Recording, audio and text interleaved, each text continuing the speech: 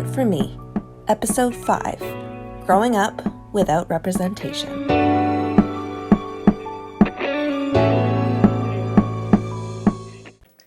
Hey Magical Misfits, it's Kaidain Ivy, and welcome to Atonement for Me. So, today we are going to be talking a little bit more about how I grew up and how I grew up without representation. And what I mean by that is seeing other people who were like me in the media, in the culture that I was surrounded by. It's one of those things that you don't really think about and don't realize how much of an impact that's had on you until you've realized that it is possible to see those things. I was adopted at 10 days old. So I was a baby when I was brought into a white family. My family is British Canadian, and I am a little baby Filipina. So what I knew about adoption, I've always known because I don't look like the rest of my family. It's hard to miss as a child, but it's also very difficult to explain to a child. And a child doesn't always know that that is something that is missing from them. They just know that something is not quite right. And there's something a little bit off about them, but it's not something that they can easily place. I remember seeing my first Asian in my whole life. And that is an experience that not everybody is going to be able to share with me. Even if you were born into a predominantly Eurocentric community and you happen to be a minority, chances are you had the rest of your family to be like, this is where I belong, this is what I fit in with. Me, I'm quite obviously not blonde hair, blue-eyed, and freckles, although I did get freckles later in life, and it was a huge point for me, and I was so excited because that was my tie with my family. But I was maybe 4 or 5 when I was in a store and I saw another Asian. And I remember grabbing onto my mom's leg and I just stared. I'd never seen another Asian in real life. And she happened to be Vietnamese and didn't look anything like me. But I knew from people telling me that I was Asian and she was Asian. And that was the closest to representation I had growing up that far. I didn't see it on TV. I didn't see it in books or magazines or movies. I didn't see it in cartoons. I didn't see it in dolls. I didn't see it in pictures. It was something that just excluded me. And I felt like such an outsider because all around me, there was nothing like me. The closest that I could equate to myself was Pocahontas and Jasmine. Because when Mulan came out, she was Chinese and she had white skin, and that wasn't something that I could relate to. That was something that my family had. That wasn't something that I had. And then you grow up even further and you get to high school and everybody is talking about their favorite celebrities, who they want to be when they grow up, who they idolize, who they want to look like. And it was very difficult for me because I didn't have anybody who looked like me to model myself after. So the people that I modeled myself after were white people. And in doing that, I was trying really hard to fit into trends and looks that were completely Eurocentric. And I just thought that that was just the way it was. And everybody always told me, well, that's just the way the world is. So I felt that I didn't have a place in the world because the world had been built to exclude me. Where did I fit in on this stage? Where were the people in Hollywood who looked like me? Where were the celebrities that were like me?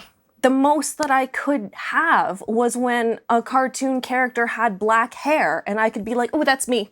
That everybody that I get to play that character because I had black hair. And then leaving my hometown, which was very Eurocentric, and going into Toronto and the GTA, where I'm surrounded by so many other cultures and ethnicities. And it was such a learning experience for me. All these things I had never been exposed to. There were friends who were showing me anime. There were friends who were showing me K-pop. There were friends who were introducing me to Bollywood and Bollywood stars. And this was something that was so foreign to me because in my head, I was a little British girl. That's what I had been raised. I'd been raised with British literature, with British film and TV, and they're all very pale. And none of their features were like mine, and none of their experiences were like mine. And so I suddenly found myself in a place where everybody had their little pocket, that this was Chinatown, this was Little Italy, this was Little Portugal. But within those communities, they look at me, they hear the way I speak, and I'm not one of them. I'm still the outsider. I'm too dark to fit in with the white people. I'm too light to fit in with the black people. I'm too whitewashed to be considered Asian. I'm too Asian to be considered Pacific Islander. The point where I learned or understood that I had no cultural frame of reference for me was when I was an adult and I noticed that when I picked up a book, and if it didn't have a very detailed character description on how the main character, their physical features were, I automatically always assumed that they were white because that's what I'm surrounded by. And then I thought about that and thought about how strange is that? Because most people, we project our image into the vague voids. If there isn't something that specifically says this, this, and this, we fill those blanks in with ourselves. It's what we know. And what I was filling into the void in that book wasn't me. I'm I didn't feel like I was important enough because I had been that outsider from growing up, that why would anybody write a book about a Filipino Canadian?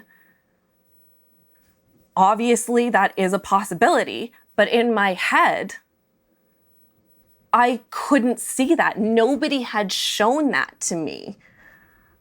I'd written a letter to Teen Vogue when I was 15, their first published issue, and I asked them to please have more Asian models in it. I'd never flipped through a magazine and seen people like me. That seemed like a really good place to start, and they published it and did nothing. It was probably 10 years before I actually saw a change in the representation. And by then, I'd realized through myself in reading that book and projecting a white character that it's because of the way I see the world and the lens that my vision had been forced through. So a lot of people recently, especially people of color, have seen Black Panther or Luke Cage and do not understand why this is so important to people of color. Take Luke Cage, for example. Yes, there is superpowers involved that make it a little bit more engaging, but every single character is what would be considered a minority group. And they're speaking normal English like me. They're walking down the streets of a North American city like I do. They're going to coffee shops. They're having relationships. They're having all of their daily lives interacting with people who look like them. And the supporting characters are the white people. That's not something we have gotten used to seeing. This is a novelty for us. Whether we live in a community that has more representation with people of color, or if you have a community that is more Eurocentric. But for me, it was seeing a minority living a normal life and not just being the silent sidekick or the kind of laughed at best friend, the caricature of a minority that you had to have a visually diverse cast or even just a poster. And that blew my mind. That changed my idea of beauty in my head because now I knew there were other people out there like me. And growing up, pre-internet, in a Eurocentric community, that's not something I even thought was a possibility unless I moved to the Philippines. And then I would still be an outsider because I wouldn't know any of the language. I wouldn't know any of the culture. My culture would be British. But I go to Britain and I'd be an outsider just because of the color of my skin. And there are so many people in our North American cultures that are just like me. They're immigrants or they're transplanted into a community. They're adopted in. They're biracial. They're multiracial. And those people are as relevant to our societies, to our media, as anybody else. When we have only Eurocentric focuses in looks in the media, that makes people who don't see themselves in that feel like we don't count, like we don't matter, because if we mattered, we'd be shown. As a teenager, growing up, I saw in the Harry Potter books, because they were the biggest things when I was that age. Finally, they had characters. Oh my gosh, they had characters who were Asian. And then you read about those characters, and they were the flattest characters just thrown in for ethnic quota. That doesn't give me representation or a true representation, because that would have been something that I could relate to. Colored people who have British accents, who are in this more modern British world. That's me. I understood that. But they were the sidekicks, the caricatures, the stereotypes. And when that's all you see, that's all you believe. So yes, I make a lot of Asian jokes about myself around other people. That is my defense mechanism. That is my shield. That is me addressing the elephant in the room before somebody else points it out to me, because I'm fully aware. People say, oh, you're Asian, as if I've just discovered that this morning. I'm aware. I see it all the time when I look in the mirror, but that's the only time I see it. So when people say, I really don't understand why it's such a big deal, it's just the way things are.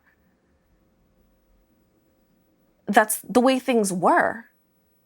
You go to any Canadian city and you will see so many more cultures that deserve to be recognized in a way that is relatable, and not making people of mixed heritage be the other, the ethnic, the exotic. Because we live here too. We make our homes, we make our lives here too. And by removing representation from us, you're creating more generations of lost people who don't feel equal in society. They feel lesser because what's to tell them that they matter? They're not being represented in jobs, in culture, in media. So who's to tell them that there are people like them who are strong or beautiful or powerful or inspiring, and that we don't have to look like Barbie, because there's so many variations of genetics for human beings that don't involve blonde hair and blue eyes. And that's something that I wish that I had growing up. And that's something that I hope to see change in the future, because I can see it. I see more representation.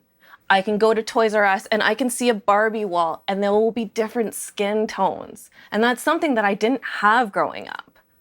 And that still amazes me to see. This is novelty for some of us.